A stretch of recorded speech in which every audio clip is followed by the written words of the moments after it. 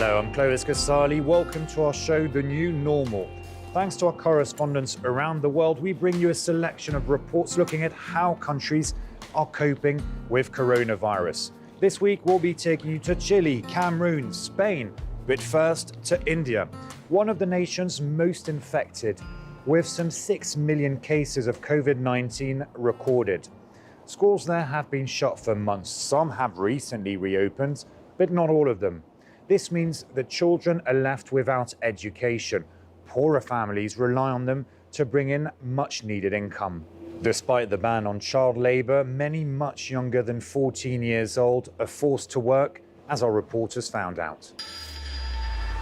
For over a decade, this unique school under a bridge in New Delhi served as a haven for thousands of economically disadvantaged children from the neighbourhood.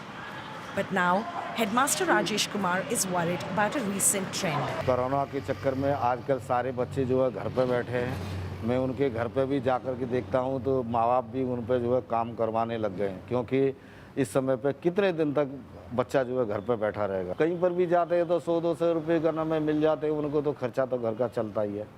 The pandemic is forcing children out of schools that are shut and into farms and factories to work, worsening the country's child labour problem.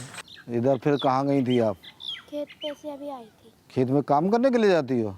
मूरी नराई थी। 10-year-old Monica Kumari helps to pick vegetables in a farm near her house, earning less than €2 a day for her labour. For her, it's a question of survival for her entire family. खेत का काम करेंगे तभी घर का खर्चा चलेगा और घर खर्चा नहीं चलेगा तो काम खाएंगे कैसे?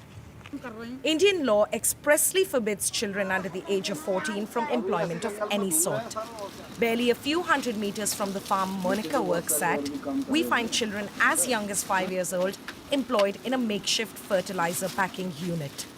They handle this hazardous material without any gloves or masks. 1000 पन्नी भरते हैं तो 100 रुपए मिलती है। 100 रुपए का हम घर का सामान भी ले आते हैं। Online classes are not an option here. Most families cannot afford a smartphone. The strategy to keep children out of labor has been education. Unfortunately, we have a huge digital divide in our country. Only 24% have access, and that also not optimum.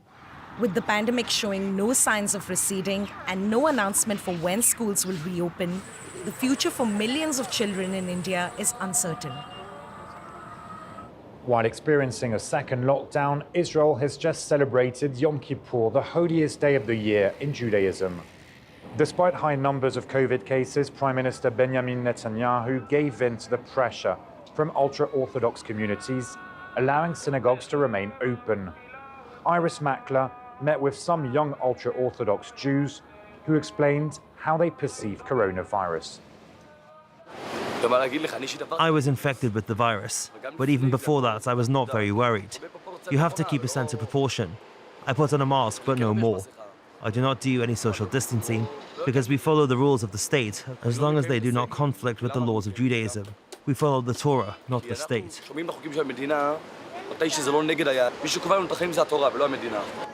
In Europe, Spain was one of the first countries severely hit by coronavirus, and just like the rest of the continent, it's preparing for a second wave of the pandemic. Sufficient medical facilities are crucial to deal with the surge of COVID-19 cases.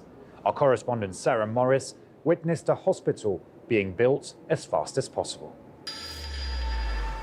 Working around the clock, 1,000 people are on a mission to complete the first hospital in Spain specializing in pandemics. A month and a half ago, there was nothing here. It's incredible. I think this must be the fastest construction I've ever seen. I've never seen this in 30 years. Prefabricated buildings are being erected at an astonishing speed. This is where the morgue will be. And though it's still difficult to make out, there are airlocks planned to separate disinfection zones. Everything here is about planning for all types of epidemics, for coronavirus in particular. Here, we're just beneath the intensive care unit, and we've already installed the main pipes and access points for the gas needed by doctors, such as oxygen. The goal to be ready for a November opening to relieve hospitals overwhelmed by a second wave of COVID-19. We've seen hospitalizations increasing over the last few weeks, so we've speeded up building work because we think Madrid will be better prepared with these extra 1,000 beds available. This infrastructure will cost 50 million euros. Doctors and nurses have been calling for more resources since the crisis began, particularly for more workers. Monsi works in an intensive care ward and thinks the hospital could be a waste of money. Instead of building somewhere especially for COVID, there are plenty of existing hospitals that could have been redesigned to serve as a base. The other problem is that to staff this hospital, others will be emptied and we don't need that at all. Spain's first wave left medical staff physically and mentally exhausted. Monsi says little was done to help them prepare for the second wave.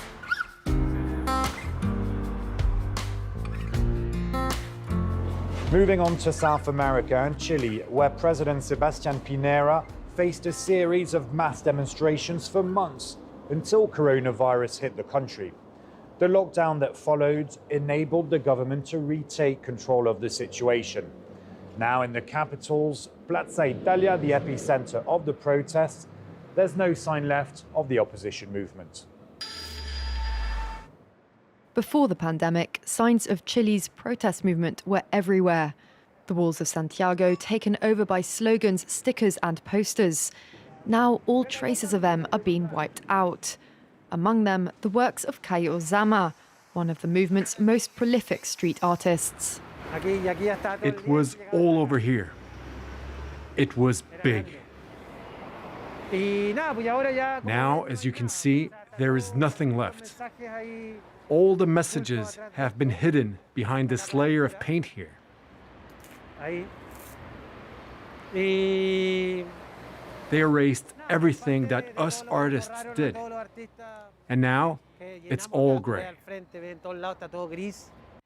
The Chilean government has taken advantage of the coronavirus pandemic to erase any sign of the social revolt in Plaza Italia, the symbolic square that was the epicenter of the protests that began last October. Authorities have restored the face statues and posted a 24-hour guard at monuments that were occupied. They're also pushing a bill through Congress, the sticker law, that would penalize people who graffiti public spaces with fines and prison sentences. The goal is to make sure streets like this one are no longer seen. This is clearly an attack on one of the simplest and most everyday expressions of protest and what it means to express oneself and certain ideas in public spaces. Artists like Caio Zama, though, are intent on continuing the struggle. For them, there's no weapon more powerful yet peaceful than art. My mission, and I have taken it to heart, is to communicate, to show what is happening, and this is my way of doing it. If I'm sent to prison or fined or whatever, I will have to accept the consequences, but I am still not going to stop. All the artists who do this think the same. Refusing to be silenced, the artists are adamant they won't leave the city's walls a blank canvas. And finally, let's head to Cameroon's Senegal River. Every day, young men risk their lives diving into its waters to fill up buckets of sand. They're called the sand diggers. And with the economic crisis due to COVID-19, they are struggling to make ends meet. Here's a report by Regina Sondo and Stéphane Noah. An aerial view of Cameroon's longest river. Divers sail boats along the Senegal River in search of sand. Among them is Prosper. A miner dives repeatedly to extract sand from beneath the turbulent waters. He can descend as deeply as 3 meters into the fast-flowing river. When we dive, we have to fill the bucket. 400 buckets fill a boat. The job can be deadly and miners often drown. In a year, at least 6 persons disappear in the brown waters. I lost a colleague. I noticed he'd been down for longer than usual. I shouted, his workmates came, we got the body out. It took me a year before I could go near water again. After the accident, Prosper couldn't find other work and eventually had no choice but to return to the dangers of the river. This morning he's gone to the port to sell his weekly truckload of sand. The resource is used for building and 20 tons goes for 60,000 francs CFA, barely 100 euros. The meager amount is shared amongst his entire team. The money we get doesn't match the expenses. We have machines, truck fillers, and divers. In the end, you're left with just 9,000 francs. After hours of tedious work, Prosper heads home with about 9,000 francs CFA, less than 15 euros. His family are always relieved to see him return. I'm really not happy when he goes there, because it's a difficult job. I would love to see him do something else, like farming work.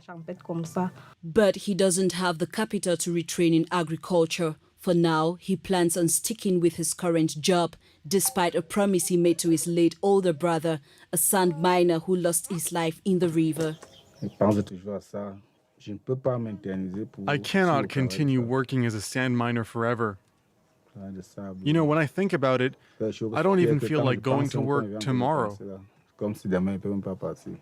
Many unemployed young men risk their lives for mining sand from bed of the Senegal River. Cameroon's jobless rate is over 30%, a situation that's been exacerbated by the tens of thousands who have lost their jobs because of the coronavirus pandemic. That's it from us this week. I leave you with pictures from the Paris Fashion Week. Obviously, very different this year. At least it's not happening online, but outside with the public. Thank you all for watching. See you soon.